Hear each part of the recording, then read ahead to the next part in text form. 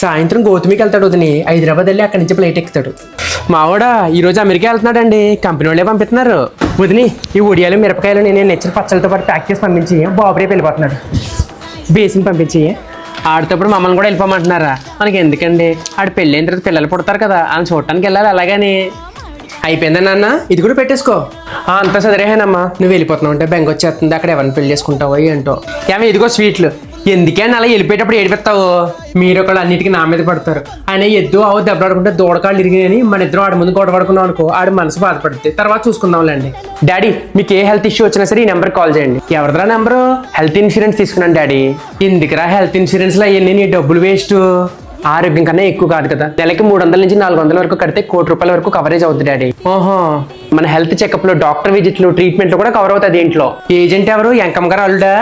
ఏజెంట్లు ఎవరు అవసరం లేదు డాడీ. ఆన్లైన్ లో ఉన్న ప్లాన్స్ చూసుకుని మనకి ఏది సెట్ అయితే తీసుకోవడమే. లింక్ నా బయోలో ఉంది. పైగా 25% డిస్కౌంట్ ఇచ్చి 30 minutes లో క్లైమ్ అసిస్టెన్స్ కి కాల్ కూడా చేస్తారు. నేను ఎన్ఆర్ఐగా అక్కడ ఉన్నా సరే మీకు ఏ అవసరం వచ్చినా సరే వాళ్ళు చూసుకుంటారు. అన్ని సెటప్ చేసి వెళ్ళిపోతున్నా, అక్కడే పెళ్లి చేసేసుకుంటాడేమో నువ్వు అన్నట్టు. అబ్బా మీరు అంత దూరం వెళ్ళిపోక్కలేదు, పెళ్లి మాత్రం మీరు చెప్పిన వాళ్ళే చేసుకుంటానులే.